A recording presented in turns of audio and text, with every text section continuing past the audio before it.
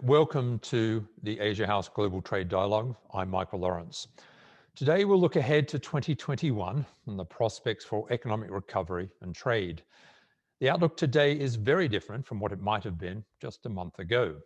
In the last few weeks, there have been some profound developments which have triggered a rethink of the shape the world will take in 2021 and beyond. They include the development of a vaccine for COVID-19. There is now hope the world can emerge from the pandemic.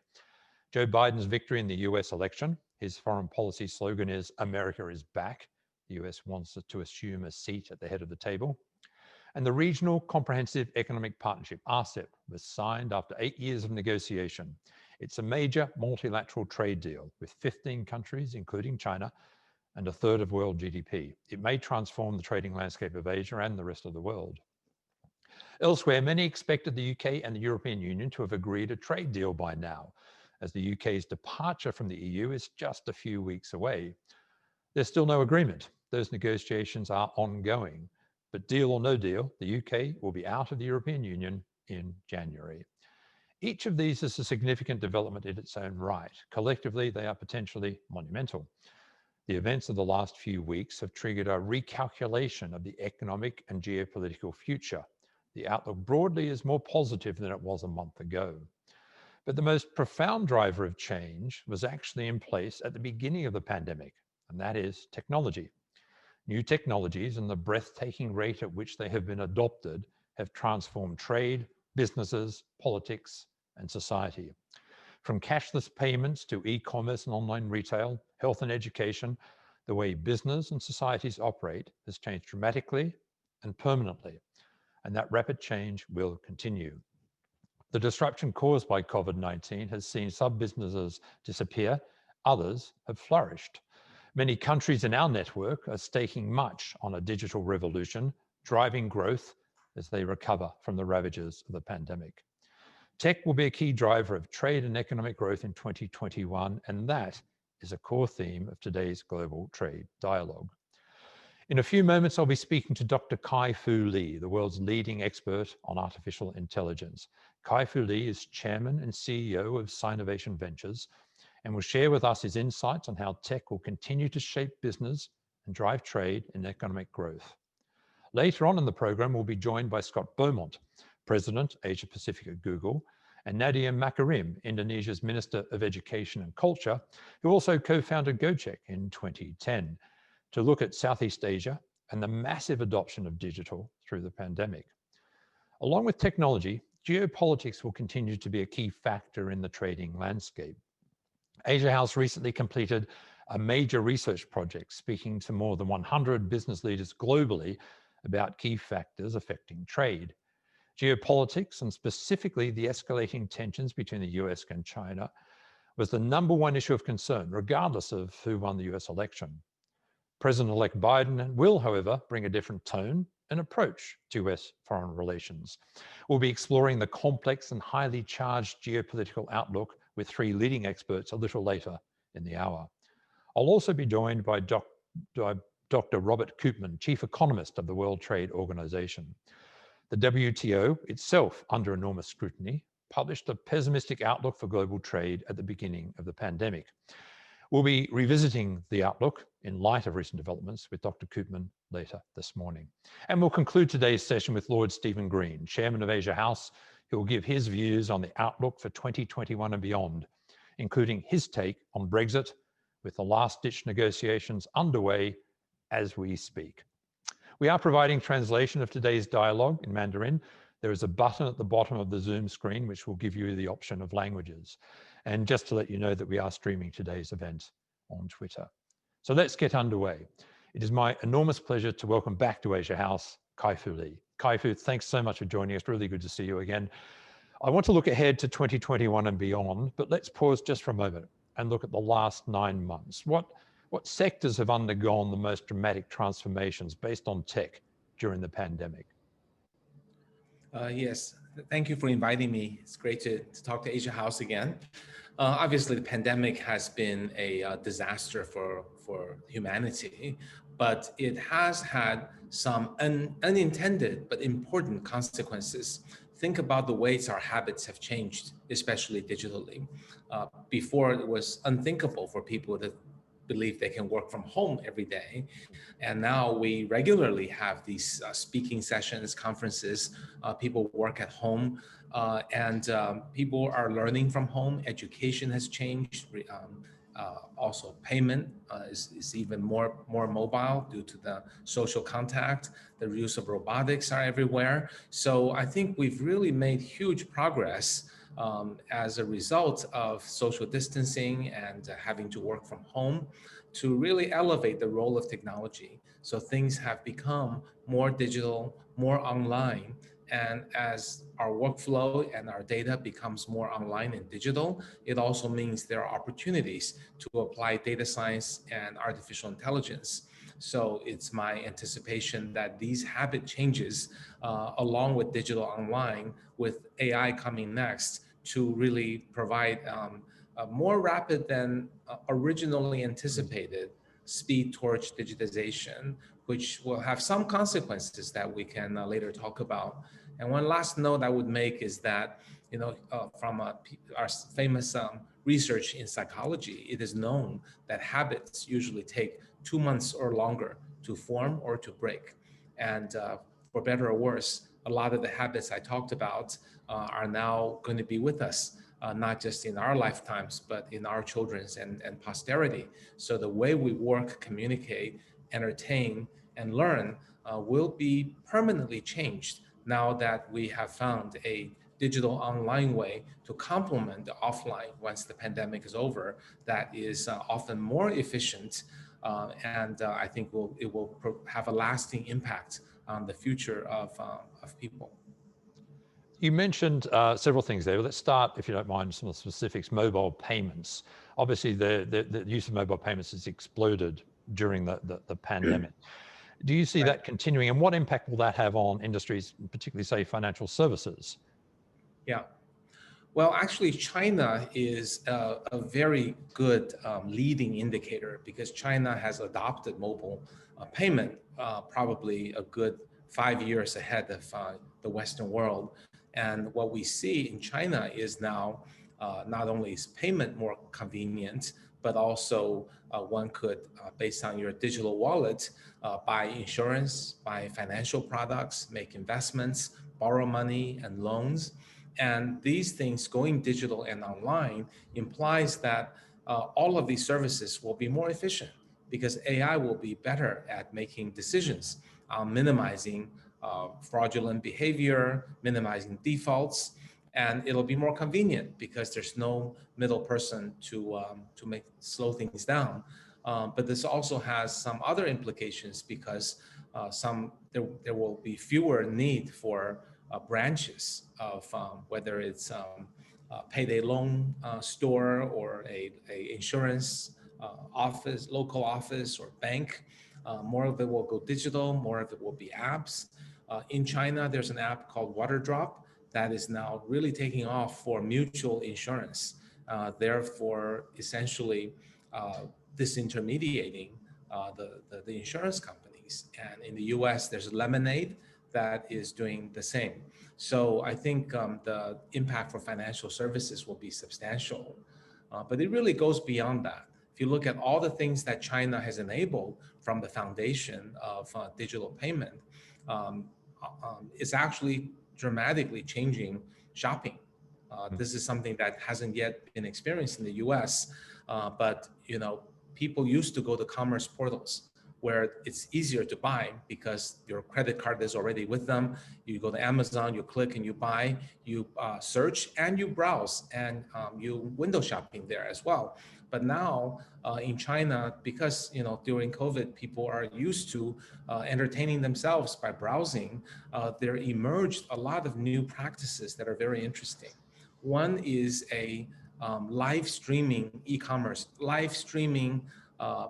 show. So essentially KOLs will have their own little show that their followers will watch. They will make it educational, entertaining, talk about products they endorse, and make a cut in the product. And that has risen in the past year from almost nothing to $200 billion of e-commerce transacted. So that's now disintermediating e-commerce. Because now if you want to, in China, if you know what you want to buy, you still go to the e-commerce website. But if you just want to pass time, look for fun things from your famous KOL, you go online and look at it. Another example I'll give is, before we always think about, let's build a product and figure out how to market it and sell it. Now in China, there's a new beverage company that emerged in the last few years. Now it's worth $2 billion. And they actually first market vapor. That is, they come up with all kinds of ways to brand, color, text, and channel and target audience and celebrity and KOL endorsement. They basically try all the permutations to see what does this generation of people want to buy the most. Then they go to their product people and say, go make that drink. You know, if it's sugarless with milk or whatever permutation, they will come up with the product that matches the online behavior that will sell the best. The short-term implication is that in China, where the supply chain is and manufacturing is very advanced, you can actually make a product in weeks. The long-term implication is that we can see the cycle of product design, product manufacturing, understanding the market, channels, sales, and celebrity spokesperson, all can be connected digitally to become incredibly efficient. And I think that will revolutionize the way products are made. This is not even a digital product, it's a software. It's a soft drink. And you can do other things that way. I want to go back briefly to financial services, and Singapore has just granted 4 new digital banking licenses. And interestingly, it's Grab and Financial C, the online gaming group, they're the recipients of those licenses. This clearly seems to be a very rapid pulling together of tech and financial services, to the point where we'll stop talking about fintech, perhaps. It'll just be tech. Is that the way you see it? Yes, I think there will be emergent technology players that will make very rapid progress because they don't have to worry about cannibalizing their existing businesses. And they will show that the frictionless way of fintech is going to be the future. But at the same time, I think the traditional players are also waking up, realizing that they don't want to be disrupted by these new players. They are still somewhat protected for good reasons by laws and regulations, because they're trusted brands and they have enough cash reserves and so on. So they have some runway, right? Some window of opportunity where they can wake up and realize they got to cannibalize their own business and eat their own lunch before someone else comes in and eats it. And I think this will be a race for the traditional players. Some, I think, will leverage their brand and their trustworthiness and their existing infrastructure, and they're having all the licenses to stay ahead. Others, I think, will falter. So in China, we're seeing some of the banks, like the Merchant Bank of China and Construction Bank, and also some of the top insurance companies like Ping An, really leap ahead. If you go to these companies, they have very good AI teams, and they're starting to realize the data they've accumulated is not a cost center, but a gold mine they're sitting on, and they can use that to protect their market share and even gain market share. So I think both sides will rush in and embrace technology. You taught me several years ago that secret of AI is data, and the more data you have, the better AI can be. Is China leaping ahead here because of that data and because of its ability to use that data? Yes, I think so. China, first of all, has more people, right? It's a homogeneous, single language, single culture group of 1.3 billion people, all of whom are almost all of whom are online. So larger data set. And I think Chinese people tend to embrace new technologies and don't question as much about data privacy and issues like that.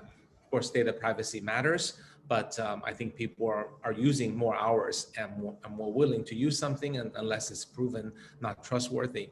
So as a result, the Chinese companies are able to gather more data more quickly And if someone who has 4 or 5 times more data can build better products, then China can build great domestic products and potentially export them to other countries, having tested it on large data sets.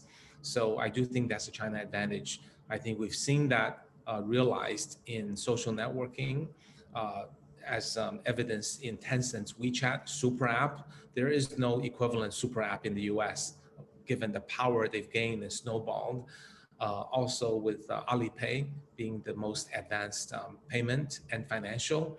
And I think some of the new areas we're going to see this will be new forms of e-commerce, as I mentioned earlier. But also I think healthcare is another one where China has large amounts of data. China does have laws about not selling data illegally without user consent, but it's not as stringent as, say, HIPAA for the US. So there's more of an opportunity to aggregate data from disparate sources that are anonymized and or with user consent that can develop into very powerful algorithms for whether it's medical diagnosis or the ability to recognize cancer or COVID from MRI and CT scans. So I think healthcare is another potential big area. And I think these areas will accumulate. And I do think it represents an advantage for China. Robotics have been on the agenda for several years, but the talk about adoption of robotics, given supply chain disruption and the COVID pandemic and the impact on human life, has accelerated.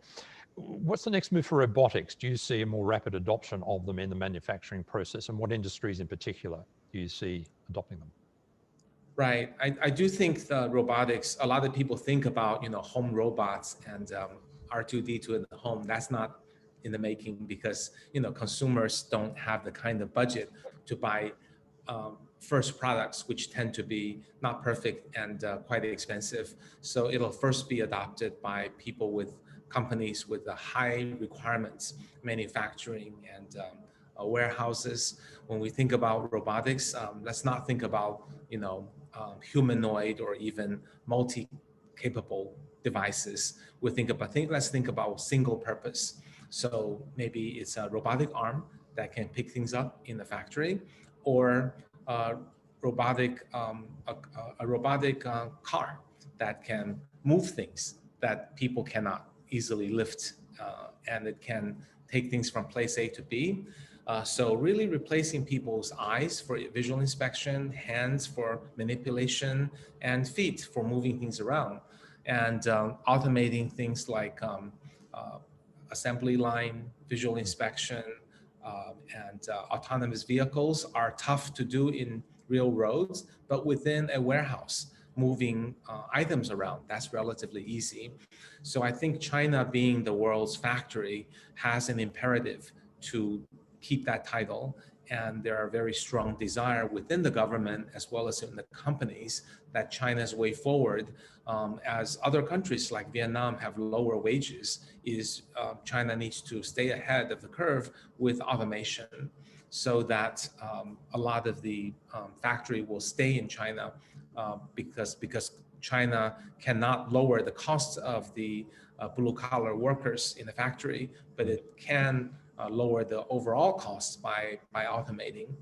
And also there will be spillover effect from the factories and the warehouses into other industries. For example, in many of the restaurants I eat at, there are now robotic waiters.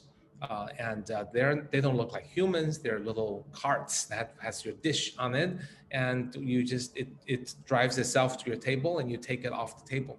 That has been facilitated with the need to have social distancing and the concern about too much human contact and carriers, which is what the job of waiter can become.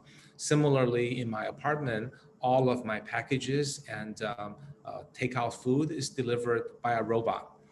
So I think the pandemic has accelerated all of this, and I believe over time costs will come down and there will be a dramatic uptake in adoption rate and pervasive use of robotics. I want to take a couple of questions from the audience in just a moment, but one final question from me. What's the new tech that you're looking at next year? What's the big development that's going to happen that's going to be the next transformative step? Right. So in terms of application, I'm very excited about AI in education.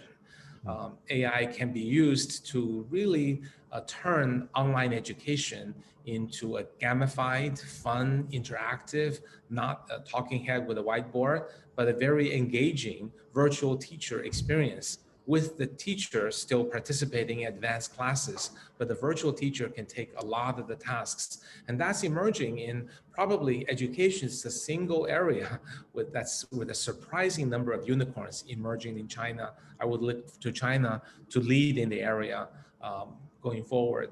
In terms of pure tech, I believe the natural language technology is an area where we'll see a lot of breakthroughs. Just like computer vision was the first breakthrough maybe 5 years ago, built from something called convolutional neural networks that enabled computer vision. Recently, there's something called very large language models that are pre-tuned, which is beginning to show the ability to learn from a huge amount of text into somewhat of a linguistic capability that can be a little bit cross-domain. And that can have huge implications in financial data understanding, in the medical data understanding, as well as in a generation of text, generation tools for writers, and improved machine translation, improved OCR. So I think language is an area that's poised for breakthroughs in the next 3 to 5 years. It's not immediate, but it will take 3 to 5 years. Thank you. I want to bring in a couple of questions from the audience first. First, Farisa Zarin from Standard Chartered. Farisa. Hi, Michael. Can you hear me? I can. Oh, excellent. Thank you. Thank you, Michael. And thank you to Asia House for organizing yet another important conversation for us. I really appreciate it. And thank you, Dr. Lee, for spending this time with us. I mean, everything you're saying is so incredibly illuminating, and I have to say a little bit terrifying. I'm the head of global public affairs and regulatory affairs at Standard Chartered, and I guess I wanted to see if I could link my question to your excellent books, the AI superpowers, and try and be a little bit future facing if I could. Clearly not as well as you. Specifically in that book, you identified a set of trends and a set of real drivers, and you made the point that the actions we take today and the choices we make today are really going to shape the way AI and crypto and all of the various tech that you've been talking about impact our world and our society. So kind of to tie it back to some of the things you've already talked about and spoke with Michael about, as you look forward, and I'm going to cheat a little bit and maybe put a 3-part question in front of you, is to say, as you look forward, in addition to these consequential changes that you see coming to drive our world, what are the types of issues they're going to raise, both with respect to helping us, move our society forwards, as well as the kind of societal challenges they might raise? And then in that context, again, linking up to your book, what's the advice you have for us in confronting these changes and these challenges? Thank you. Okay, thank you, Farisa. Great questions.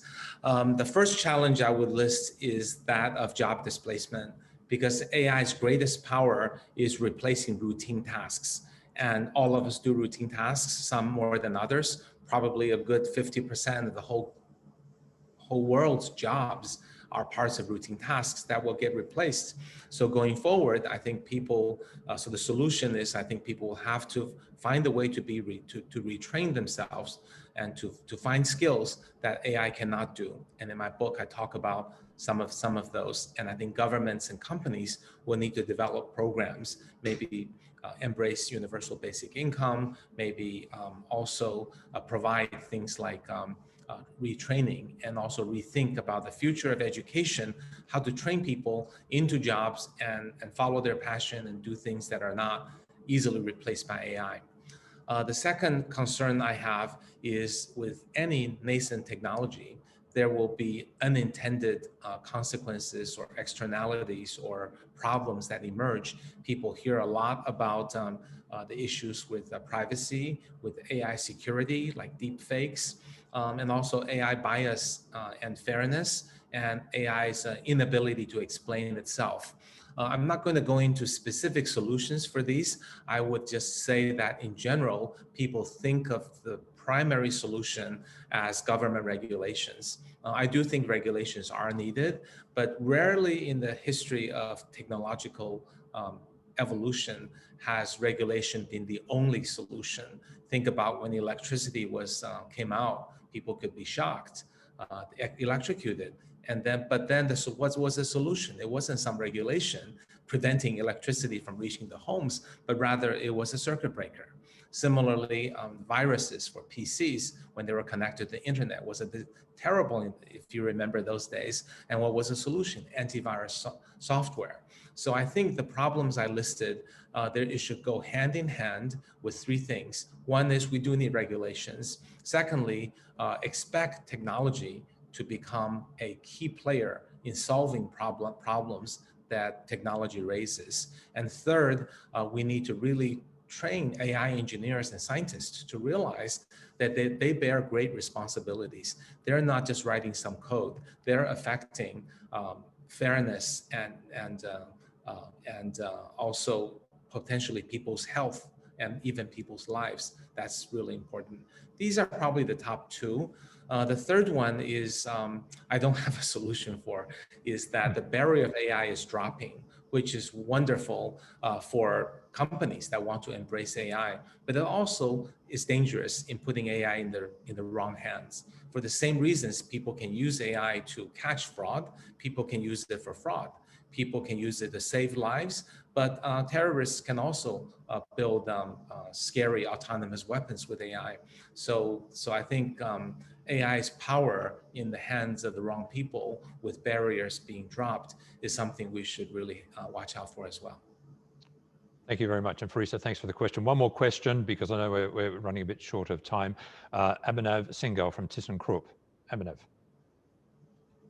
Thank you, Dr. Lee, for an amazing session. The question I had was, in light of the recent election results in the US, do you see more opportunities for collaboration between American and Chinese companies to accelerate AI adoption and create some meaningful use cases? Right.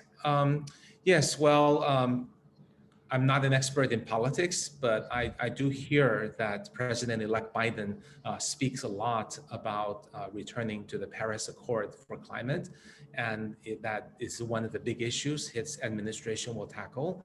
I think from whether China and US compete or collaborate, or that relationships improves a lot or a little, which I'm optimistic, but we don't know. But one thing's for sure is that on the issue of climate, China and US are fully aligned, and the use of technologies in solving those problems and commitment by both countries, I think will be necessary, will not just be helpful, but necessary to move this agenda forward. Other areas for collaboration, I think health would be a good one. Obviously, US, I think President-elect Biden talked about the likelihood of returning to WHO, and then there will be global bodies that can help put together various technologies for not just for treatment, for vaccine, but also in the future for prevention and for alert and alarm when potential new issues arise. I think the opportunity to use advances in simultaneously in biology and also in AI and IT together, I think is tremendous. And having, again, US and China working together, with China having a larger market and more data, and US having much more advanced medical research, and both countries having good AI, potentially creates win-win. And it's this kind of win-win that hopefully will bring the relationship of the two countries back in a more positive direction. Kai-Fu, we need to leave it there. Thank you so much. Really good to speak to you again. Enormously grateful to you for your time. Ladies and gentlemen, please thank Kai-Fu Lee. Let's move now to Southeast Asia and the huge digital opportunity which presents itself as economies recover from the impact of the pandemic.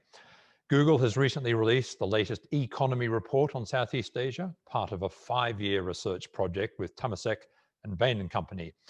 This year's title is At Full Velocity, Resilient and Racing Ahead. The report shows a surge in the adoption of digital in Southeast Asia during the pandemic, 40 million new internet users this year alone. That compares with 100 million in the period 2015 to 2019. According to the report, Southeast Asians navigating the coronavirus pandemic are using the internet in more ways and on a larger scale than ever before. The internet economy has provided access to essential goods, healthcare, and education during the crisis. Tech has become an indispensable part of everyday life. So where to now for the region? I'm joined now by Scott Beaumont, President, Asia Pacific at Google, and Nadiem Makarim, Minister of Education and Culture for Indonesia, who previously founded GoCheck, Indonesia's first tech unicorn. Scott, I'll start with you. Firstly, congratulations on the report. It's a fascinating and timely piece of work. Now, you'd previously forecast Southeast Asia's internet economy would grow to about 300 billion by 2025, but economies have taken a big hit because of the pandemic. Is that figure still on the cards? I think it is. I think actually it's probably a little bit more solid now than it was when we first made that forecast 12 months ago. It's been extraordinary to see the surge in usage that you just alluded to. This year, 2020, across the region, we're seeing 40 million new people come online for the first time. And in 2019, that figure was 10 million. So you can see the kind of impact that COVID has had. And we're seeing it in a broader base, not just a broader base of new users, but a broader base of usages. So you mentioned finance, education, healthcare. Education itself, 55% of users of education services this year have been new. 47% of people buying groceries have never done it before online. And of those new users, 90% of them state that they will continue to use those services even when we go back to whatever normal looks like once the vaccines start to play out. So that 300 billion number, which is 3 times where we are today, actually, I think that that's definitely achievable now. Minister, let me turn to you now. How important is the internet economy to Indonesia's growth strategy? It's incredibly important. I think that one large populated countries like Indonesia have a very kind of special opportunity to gain scale in terms of their technology companies. And scale is important in technology companies because they actually determine the size and the level of innovation and the amount of talent that can be absorbed in each of those respective technology companies. So, and as we are seeing a much more broad, exactly like Scott said, we're seeing a much more broader participation of the economy from the middle to even middle lower classes that are participating in the digital economy. What you're seeing is that population matters. It's not just GDP that matters, but population definitely matters in the type of scale. And you'll see that. You'll see the next generation of unicorns and decacorns all over large developing countries kind of growing up and becoming real players, not just in their region, but over time they will tend towards global, at least regional, but in some cases, global growth. So I think that's why the internet economy is extremely important to Indonesia's growth story. One, because we have a demographic boom at the same time, which are almost all of them are digitally literate, right? That is coming into the economy, the millennials and Gen Z generation coming online. And then secondly, I think that is most important is the pandemic impact to what has happened. I'm in the education space, and we have never, ever seen before the number of teachers and parents that have been connected through digital platforms of their choice and kind of struggling and stumbling their way to discovering tools that they never would have had beforehand. So we're really entering a new paradigm. We don't know where this will go, but the key objective of Indonesia, as the president has basically instructed the cabinet, is to kind of leap forward. And we really cannot afford to follow the history, the long trajectory of industrial nations. We kind of have to leap into a digital economy really quickly to get that level of productivity and growth that we need. You mentioned education. I want to come back to you on that in a moment, because that's obviously a core part of the equation to leap ahead. But Scott, is the lack of skills an issue in a country like Indonesia? Is that one of the barriers to this phenomenal growth that we might expect? Yes, interesting question. I don't think it's just Indonesia. Within the report that you mentioned, we identified 6 key enablers for a successful digital economy. So access to the internet is clearly important, of course. Access to funding, a good payments infrastructure, a good logistics infrastructure, user trust in the services, and then the availability of talent. And that basically, think about that in 2 ways. One, talent to be able to create the services for the market, but also the skills to be able to use those tools and make use of them on an ongoing basis. And I know this is something that Dean's very on top of. And I think if Indonesia, you look at those key 6 elements, and there's a strong story either of those elements being in place or work being done to address them. But across the broader region, it's the talent area, which is where we're seeing the least progress, and where actually a mixture of public and private enterprise and partnership needs to be brought to bear to turn it around. Yeah, Nadim, you were brought in from GoCheck to education portfolio in the government, which is not normal career path one might expect. So I assume that's very clear that education and training in this space is critically important to the president. What are you doing? How are you going about it? Yeah, I want to kind of underscore also what Scott said. I think there are 2 things that will require huge, moving of mountains. The first is to get the internet infrastructure across all of the islands of Indonesia, right? That is not specifically under my ministry, but that will require a lot of collaboration from the use cases in the educational system. So first we got to get the internet out to as many people, but that will happen anyway. That will happen. It's just that because of the pandemic, we're going to accelerate that process. But in terms of talent is the biggest bottleneck. And I can guarantee you that talent, it's not just Indonesia where talent is the bottleneck. Scott can tell you that across the world right now, we are dawning on this age whereby we realize that the entire economic value of all things in this new digital world is going to depend on talent. So everyone is scrambling, not only governments, companies, large technology companies, startups, they're all scrambling for talent. And so what Indonesia is doing right now is we have to do a few fast moves in how to acquire talent. So what we've done is we've kind of accelerated this trend in the educational system, which is called the unbundling of education. So what we've done is instead of trying to spend 10, 20 years trying to transform every single university to have digital practitioners and people understand technology, which is going to happen anyway, and we are pushing very hard on that, we're trying to accelerate it through a few ways.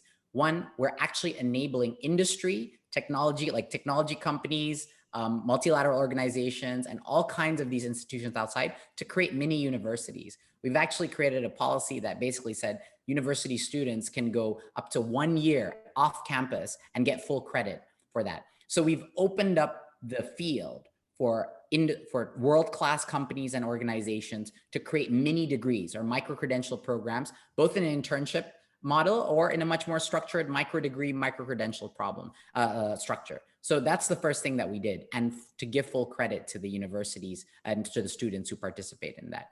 The other thing we did is we kind of transformed the entire incentive system for universities to encourage not only students leaving campus and getting experience out of campus, but for professors to leave campus and seek real world experience.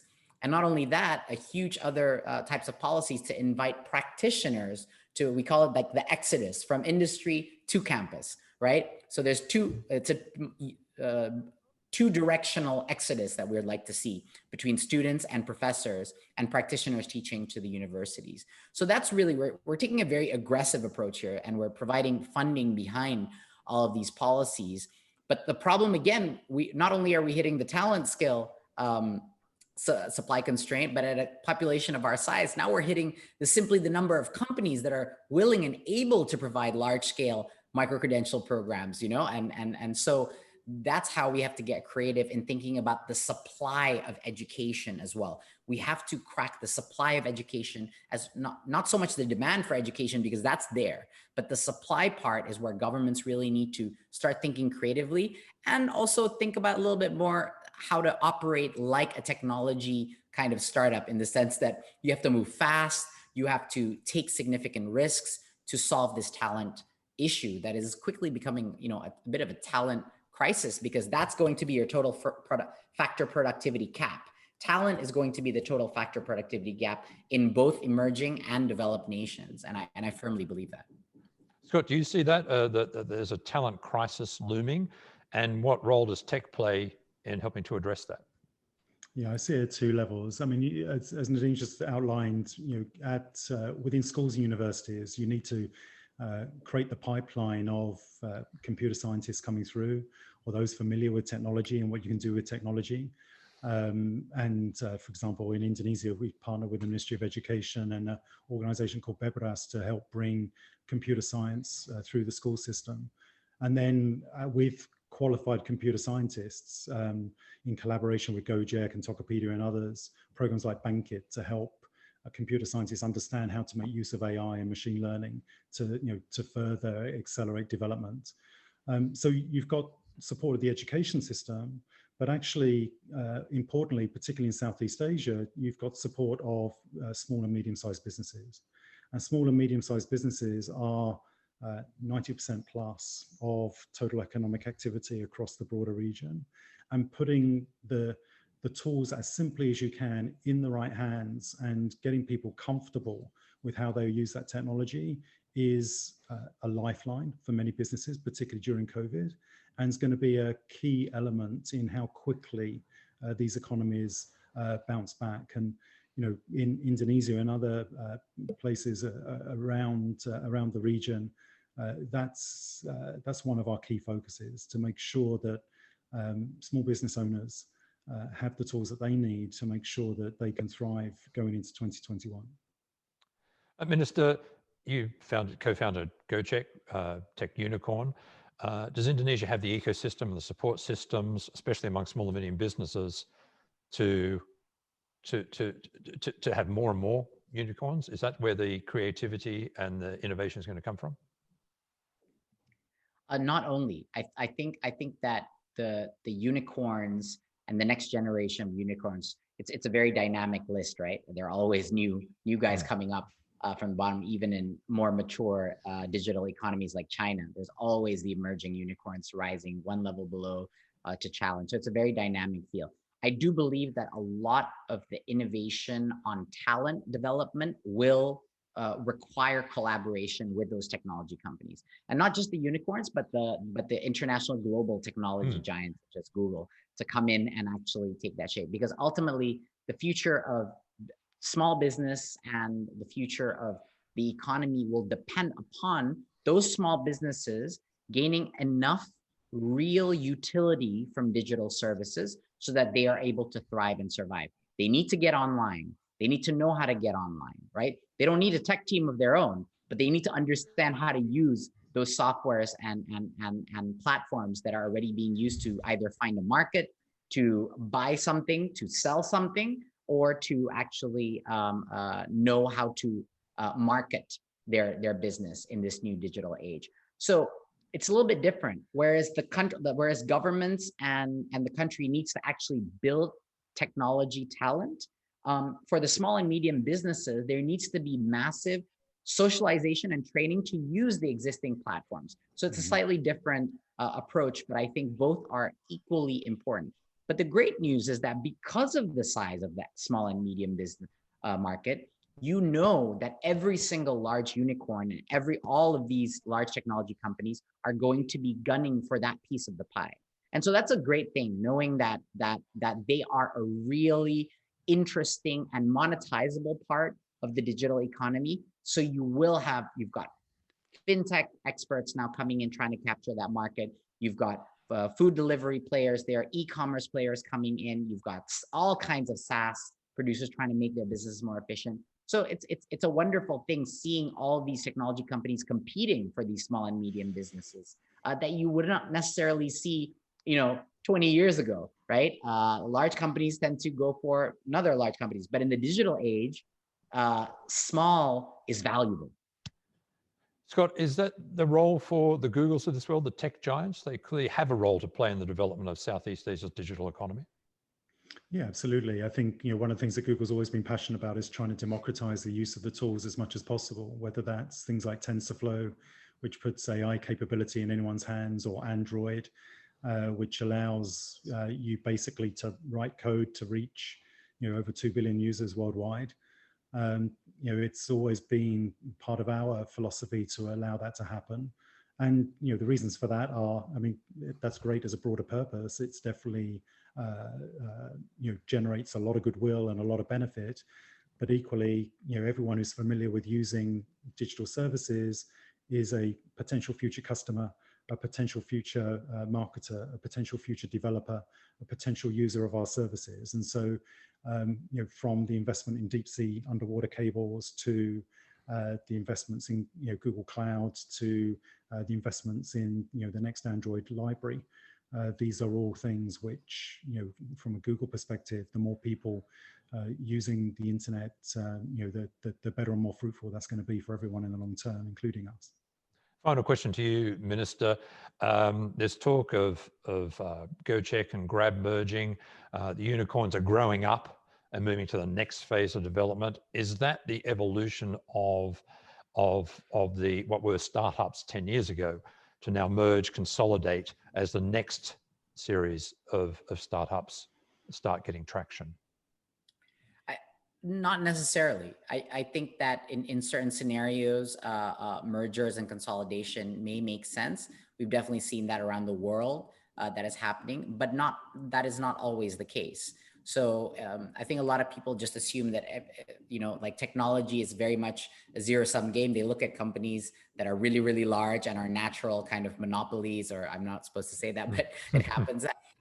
But what happens is that actually the trend is not like that. There's only very specific fields that lends itself to natural kind of consolidated company. You will always have multiplayers in many, many segments, especially in the transactional based businesses.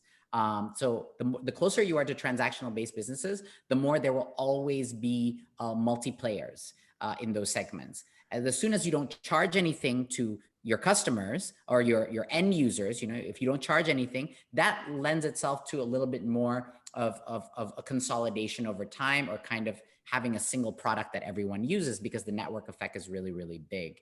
So I don't think there's a rule to this. I think it depends on the time, it depends on the segment, and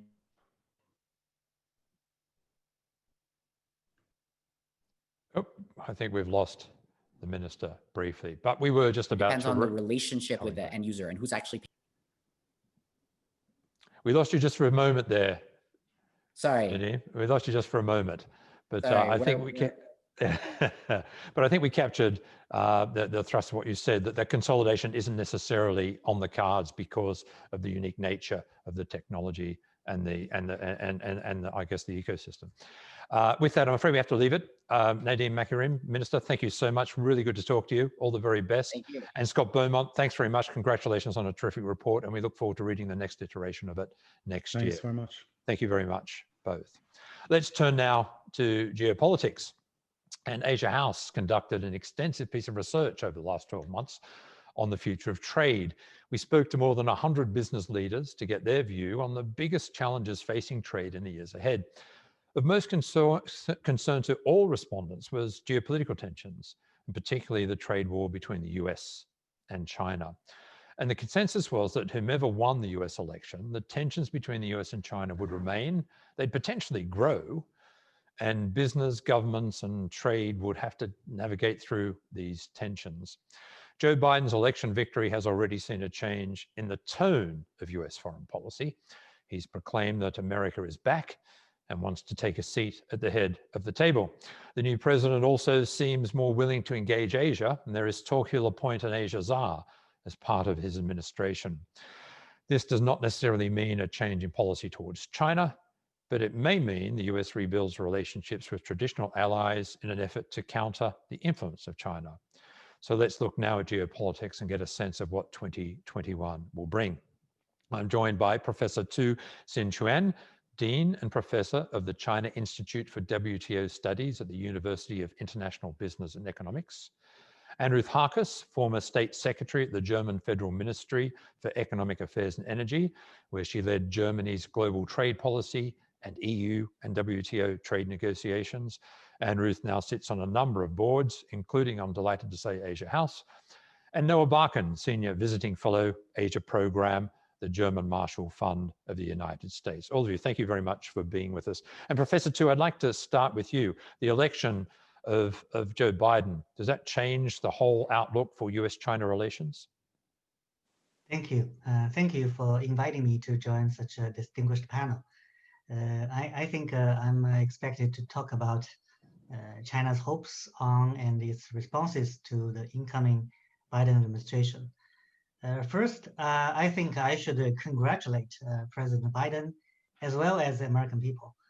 You know, actually, there are some Chinese wishing for the re-election of Mr. Trump because they believe Trump will further hurt the power of the United States and give China more opportunities to win the competition.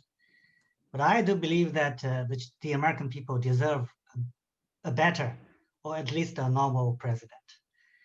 China should not place its hopes of its rise on the decline of the United States. Second, there are really strong and wide expectations among Chinese people that the new Biden administration would bring the bilateral relationship as well as the world order back to normal. By going back to normal, I mean that the United States should respect the existing international rules made by itself and put the US-China relationship back under the rules-based international system. What the Trump administration has done to China, to his own country and the rest of the world, has really destroyed the admiration for the US system and leadership, widely shared among Chinese intellectuals. As a trade guy, I just want to focus on US actions in trade area. The most ridiculous and notorious thing done by the Trump administration is to paralyze the appellate body of the WTO. While the US has been claiming to be the model of rule of law, it would go so far as to shut down the court simply because it cannot win in some cases. Actually, the US was already the worst member in implementing WTO rulings. Among 21 cases of requesting retaliation, 15 cases were targeted at the United States. Even so, we did not expect that the US would be so shameless to eradicate the court at all. I would not defend that the appellate body is perfect and right in all its judgments. But if whoever lost the case would kill the judges, where is the rule of law on earth? So my hope is that the new USTR should immediately allow the appointment of new AB members.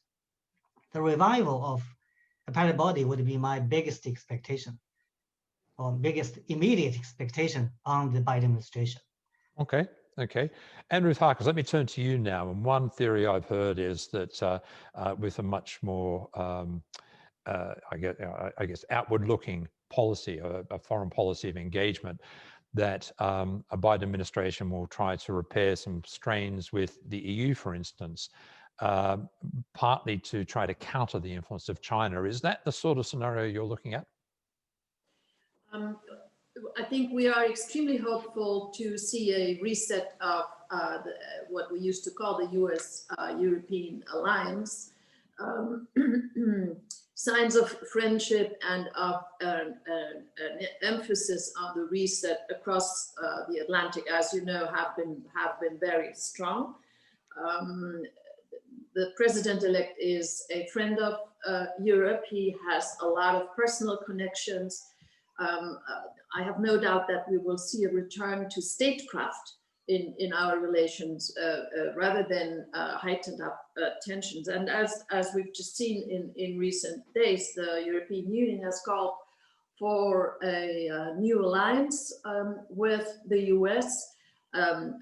It seems with quite a detailed work plan that would include things such as digital regulation that actually also pertain to China, defense spending, fighting the pandemic, a return to the Paris climate talks. Something we haven't touched on here yet is a return possibly to the Iran talks and the JCPOA, but also a broader call to counter the sort of the global rise of authoritarian power. So it's been dubbed a chance for a generation to renew the alliance. We will have to see to what degree that energy will be sufficient to also bring some important and needed energy into both EU-China trade talks, but also US-China trade talks. Noah Barkan, good to see you again. The US policy to China, is it likely to soften, be more conciliatory under a Biden administration, or do you see any material change at all? Well, thank you, Michael, and good to be here talking with Asia House. I think you mentioned in your introductory remarks earlier, we are going to see a change of tone in Washington. I think what we've seen under the Trump administration from people like Peter Navarro, Mike Pompeo, is pushback against the Chinese system. So a questioning of the legitimacy of the Chinese Communist Party. Under Biden, I think you are likely to see pushback against Chinese behaviors rather than a questioning of the Chinese system itself. During the campaign, Biden conspicuously did not refer to China as an adversary. He calls them a competitor. So I think that may open the door to dialogue on areas of common interest, the pandemic, climate change, etc. But I think it would be wrong to expect a major change in the thrust of US policy. There's bipartisan support in the US for a robust approach to China. Biden has said he's not going to immediately dismantle Trump's tariffs. What he is going to do, and you mentioned this also, is make a concerted push with allies in Asia, but also in Europe. And I think a common front like this is absolutely essential if Western democracies are going to have any influence at all over China's behavior. Professor Tu, is there concern in China that the Biden administration will take a more conciliatory approach to its traditional allies, the EU, for instance, Japan, and try to come up with a with a coordinated approach to China? Is that a concern? Is that being discussed in China? Yes, there is a concern in China that the United States will work with its allies to make new international rules surrounding the China or with the exclusion of China. So some people argue that Biden is even more dangerous to China. This is, of course, not so constructive, but we cannot complain about it because this is their right and freedom. Actually, the current WTO rules were made without China. But China now is labeled as the largest beneficiary by these rule makers. And also, you see, the TPP was expected to set up a closed circle excluding China. But now, China has expressed the positive willingness to join its successor, CPTPP, excluding the United States. So, I think the process of China's integration into the international system has been steadfast but bumpy. So there will be some different ideas, some conflicts between China and the West. But as long as I think the fundamental precondition is that all should stick to the existing rules in the first place, and then try to reform the rules through various and possibly competing approaches. So I believe that as long as the competition is peaceful and equitable, we will finally find or construct a common ground for everyone. And on the common ground issue, is that where we're likely to see some movement over the next year or so? Climate change, for instance, health following the pandemic. Would Europe, Germany and Europe more widely be looking for cooperation and I guess a more positive relationship with China and between China and the US on those fronts? Yes, I think we are. I think that's the name of the game, to find important strategic, even strategic areas of collaboration, be it fighting the pandemic, be it restoring global trade, attacking security issues. The point will be to what degree does that new spring, if I can call it that way, hold, so that we also cross the bridge on contentious issues such as, to give a name to it, Huawei, digital control, the impact of some other features of China's economy, but also questions around security in Europe, etc. However, the fact that the incoming government in the US sees eye to eye with most of the participants in the Paris climate talks, and in particular, and importantly so, with China, raises a lot of hope. And as I said previously, if there's sufficient statecraft, we may in fact get somewhere. No, there are some areas where one might expect cooperation. The area where there's likely to be continued tension between the US is technology. Do you anticipate any thawing of relations there, or is that going to be the front for the trade war, really a tech war? Well, sorry, that was to no. Sorry. You're talking about the tech war between the US and China. Indeed. Is that where, I mean, even though there are areas where under a Biden administration, there might be a more positive relationship, climate change being a key one, a very obvious one. The divisions over tech and the concerns over tech, are they likely to ease off or in fact escalate? Well, I think we're going to see a different approach with the Biden administration. The Trump administration's approach has seemed quite scattershot at times.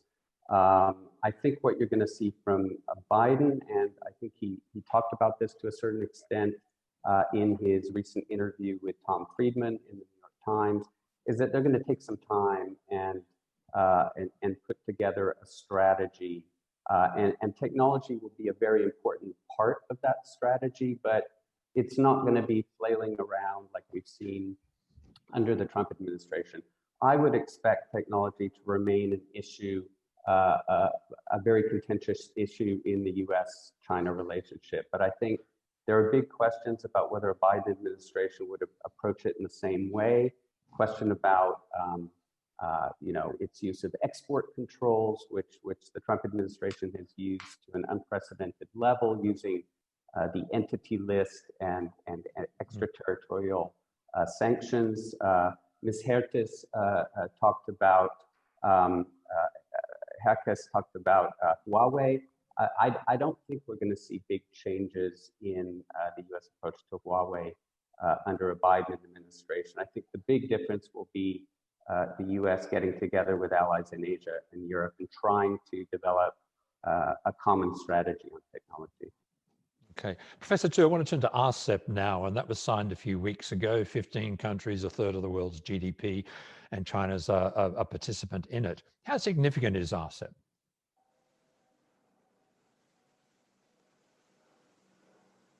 So we can't hear you on mute, Professor.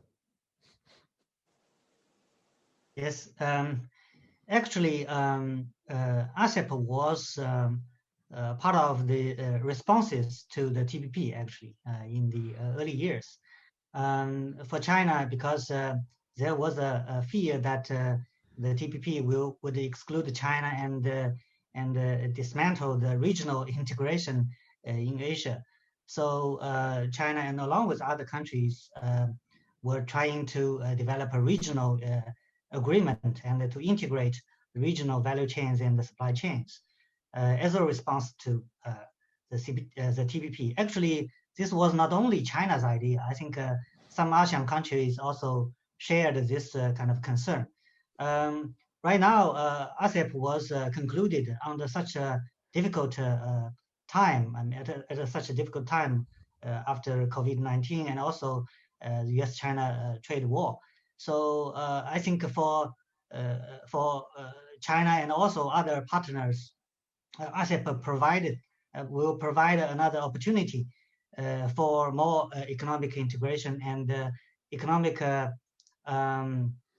complementary cooperations, because what the U.S. government has done in the past few years has damaged, I think, has hurt all economies in the Asia Pacific area.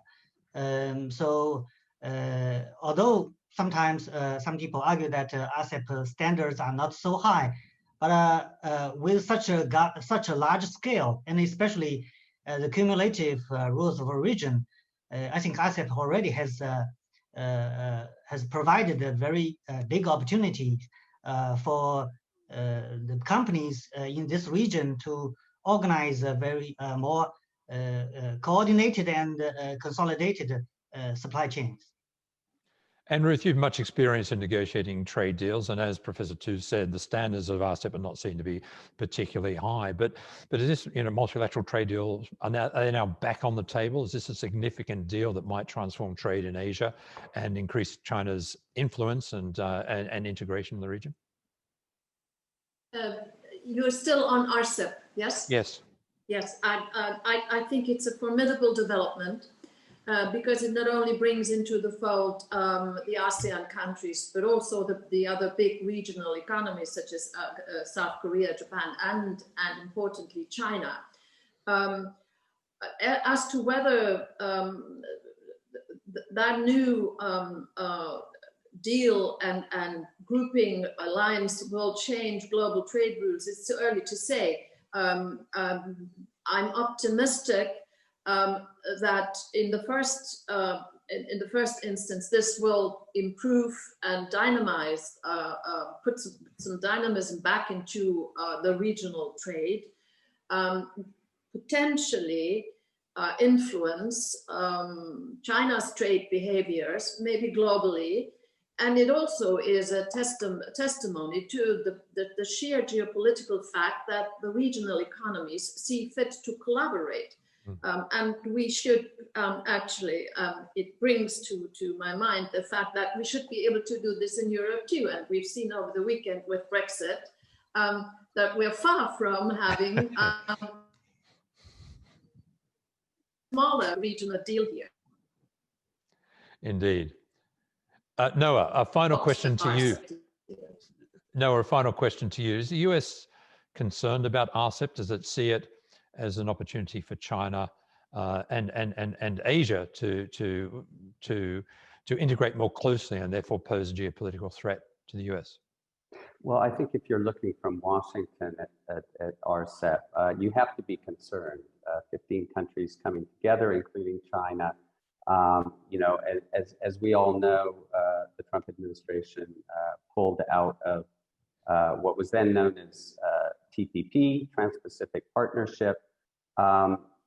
Trade is a very difficult political issue domestically in the U.S. And I think, I don't think we're going to see a response in which the U.S. rejoins TPP, or whether there's, I'm skeptical about a big push to revive TTIP, the transatlantic trade deal. It's just politically very difficult to do these big multilateral trade deals in the US right now. So should there be concern in Washington? Yes. Is there concern? Yes.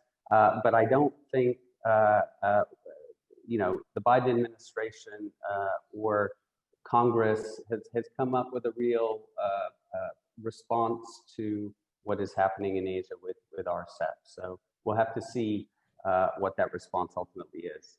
Okay. We have to leave it there, I'm afraid. Noah Barkan, Professor Tu and Andrew Harkis, thank you very much indeed. Really good to speak to you on behalf of everyone on the call. Thanks for joining us. Thank you. Thank you. Well, early in the pandemic, we invited Dr. Robert Koopman, Chief Economist of the World Trade Organization, to brief the Asia House corporate network on the WTO's forecast for trade. The numbers for 2020 were bleak, although there were some even worse case scenarios. But broadly, the WTO expected a bounce back in trade in 2021. Well, the WTO now says that trade is indeed bouncing back. It's forecasting growth of 7.2% next year. In its latest report, the WTO also looks closely at the role of innovation and tech policies in an increasingly digitalized world economy. Well, let's get the outlook now from the WTO. And it's a great pleasure to welcome back to Asia House, Dr. Robert Koopman. Bob, very good to see you again. Thanks very much for joining us. We spoke 9 months ago. Your scenario was quite bleak at the time.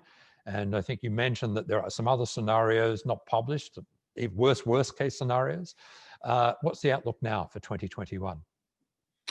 Hi, Michael. Well, it's great to talk with you again. So for 2021, we see a recovery, perhaps not as strong as a recovery as we might have expected given the extent of the downturn. So we see some scarring in the global economy. That's largely, though, due to a weaker recovery in GDP. So GDP has been a bit stronger in terms of its performance in 2020. But going forward, we see it as not recovering quite as quickly, no V-shaped recovery. Right. Value chains, we talked about them and they've been sort of on the agenda at throughout the crisis, that there'd be a reworking of global supply chains because of the impact of the pandemic. Everything from just the realities of getting goods across borders to sort of trade nationalism. Have you seen that change in value chains, or have they held up pretty well? Well, value chains have actually held up better than overall trade. So when you look at intermediate goods trade, it's performing slightly better than overall trade for manufactured goods. So that's a good sign. We see the value chains have been resilient in this downturn, which is quite different than what we saw in the 2008-2009 financial crisis. What we are seeing as a result of both the trade conflict prior to the pandemic, but also as a result of the pandemic, we see reorganization of supply chains. So we don't see a lot of re-onshoring. It's not showing up in the data.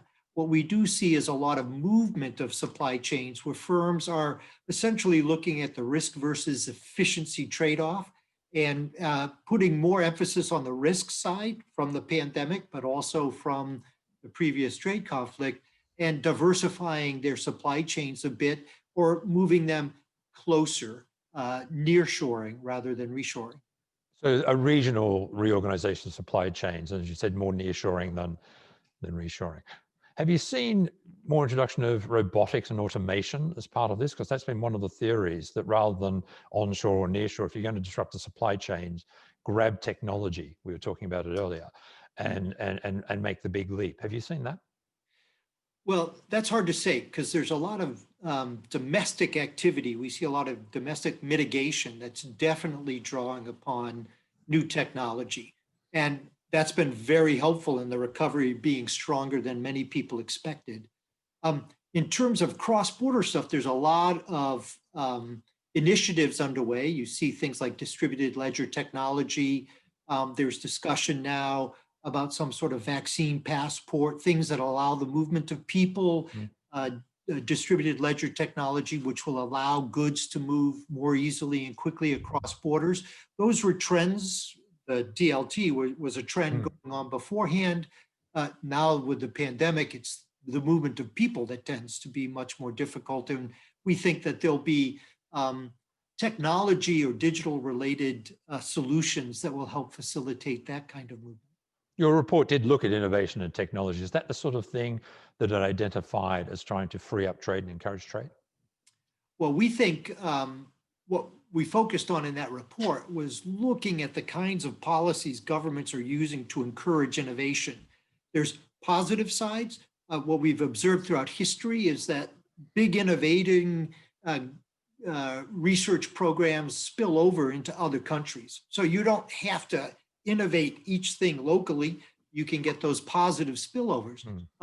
what we worry about is where there might be negatives from those kinds of effects. And so our report is really about trying to sort through those forces in getting governments to think about how can you arrange these policy environments to get the innovation you need, benefit from the spillovers, but reduce the negative spillovers. RCEP was signed a few weeks ago, and while generally perceived as having lower standards than some other multilateral deals, it seems to be a very significant agreement. Is that the way you're reading it? It's significant in that there are a number of large players. I think we heard Anne Ruth talking about this. There's large players here that have not had agreements before. That's a positive thing. Overall, it's not really setting new rules so much as allowing for more market access within traditional trade rules. So we don't see a lot of innovation in data or technology and things like that. Do you see any change in any shift in global trade imbalances, which has been a fundamental, a key issue politically, domestically, in societies? Has that shifted? Has that changed during the pandemic? Well, no. Unfortunately, there's been a reinforcement of the kinds of imbalances we were seeing before, at least up through, say, August. Although Germany has taken very significant action to stimulate demand on their side. But what we were observing was the traditional European, US imbalances with Asia getting worse. But in the last couple of months, the trade data suggests that imports are increasing in Asia. That's a very positive thing. And that's the kind of thing we would need to see, I think, to help reduce global trade tensions, is for imports to grow faster in Asia, particularly aimed at the consumer household sector. Just final question, Bob. Are you more optimistic now that we've had the developments of the last few weeks, including the election of Joe Biden, but also the development of a vaccine and the more positive outlook generally for the globe? Yeah, I'm a bit more positive. I do think there's still a lot of geopolitical tensions to work through. But I think the thing that makes me most optimistic has been the ability of governments, firms, and households to innovate in very small ways to mitigate the adverse impacts of the pandemic. And hopefully governments, particularly, and firms to some extent, will now learn to be better prepared for the next global shock. With that, we need to leave it there. Dr. Bob Koopman, great to talk to you again. Thank you so very much. Good to see you. Thank you, Michael. Thank you. Bye-bye. Well, to close our program, it is my pleasure to invite Lord Stephen Green, the Chairman of Asia House, to share his views on what 2021 has in store. Lord Green was previously CEO and then Chairman of HSBC, and more recently served as UK Trade Minister. We're very fortunate to have him as our Chair of Asia House, and I've asked him to make today's closing address. With that, Stephen Green. Michael, thank you very much. Great pleasure to be invited to participate in a session on global trade, which has, as in previous years, been extraordinarily interesting. Life doesn't get any easier, of course. Life doesn't get any less interesting, does it? And we've heard some remarkable projections of how technology is going to shift the nature of output around the world, really. It would have been wonderful to have another 3 or 4 hours to explore the detailed implications of all that for trade patterns. It seems to me that we are moving into an era where the learnings from the pandemic are not yet clear, but it is clear that shifts in demand patterns and shifts in supply patterns, some of which will be the result of behavior patterns caused by the pandemics, and some of which are accelerated trends that were underway anyway through technology. These shifts are going to keep us all very focused on trade dialogue for a long time to come. You asked me, Michael, before we started this session, just to say a few words about the position of the country that we're broadcasting from, i.e. Britain. I've been looking at my iPhone as the conversation has gone on to see if there was any last minute sign of smoke coming out of the chimneys in Brussels. At the moment, David Frost and Michel Barnier are presumably working away, as they may have been doing through much of the night, to try and get a deal between the EU and the UK. I'm not a betting man. I wouldn't care to put very much money on the outcome. I still think that it is more likely that there will be a deal than not, but it's a close run thing. In one sense, this is the EU playing to the normal playbook. EU deals tend to get done at the very last minute or even beyond the last minute. Both I and Anne Ruth had the pleasure of being involved in EU negotiations some years back when we were in our respective jobs on the trade side for Germany and for Britain. And I remember being reminded very forcibly then that an EU deal then depends on the agreement of all the member states, in some cases some regional assemblies as well, as the Canadians found out. So this is not done yet. I think it's worth saying just a couple of things about this. Not to comment on the deal with the EU itself, that either will or won't get done. I don't think it will be as disruptive as some commentators fear it will be if there's no deal. But to be very clear, it is much better to have a deal than not to have a deal. And the consequences politically, particularly in the island of Ireland, will be very hard to handle if there isn't a deal. What I want to do is just spend a couple of minutes in winding up on talking about the options that Britain has in the wider world of the global trade dialogue, now that it is not a member of the EU. I think the British government has made reasonable progress in rolling over specific deals with third parties, Japan, South Korea, discussions with Canada and so forth.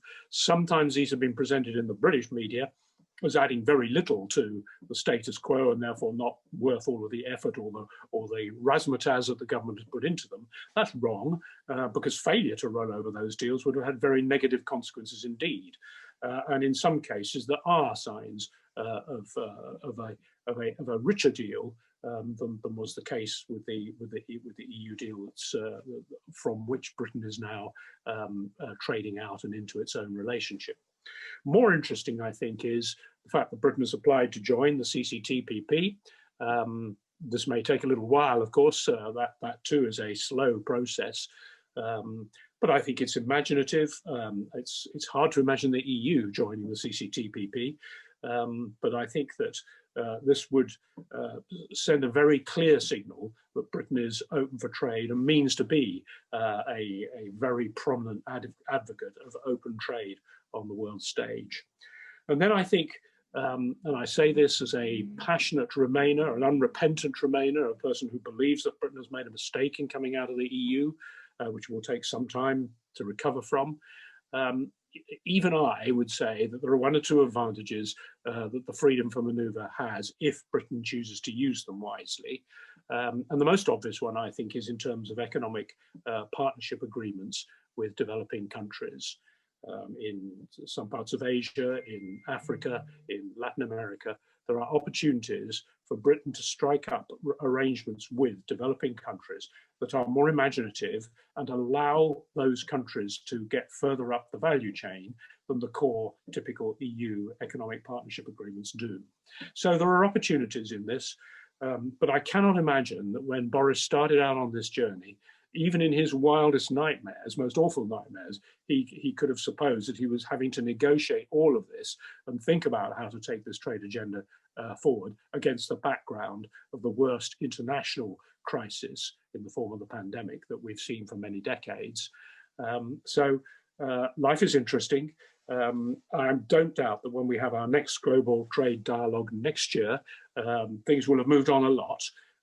But the interesting complexities, the important complexities for the business environment, all of these will still be with us in an ever-shifting landscape, which Britain and the EU and China and the US and every other country have to navigate through on behalf of their businesses and their people and their jobs and their livelihoods. Michael, I'll leave it there. Thank you. Stephen, thank you very much. Ladies and gentlemen, Lord Stephen Green. That brings us to the end of the Asia House Global Trade Dialogue for 2020. It just remains for me to thank all of our speakers. Thank you very much. Really fascinating discussion right across the board. And thank you all for joining us. We had a truly global audience today. I'm very grateful to you for taking the time to tune in. On behalf of the Asia House team, I'm Michael Lawrence. Thank you very much for being with us. Take care. Stay well. Bye for now.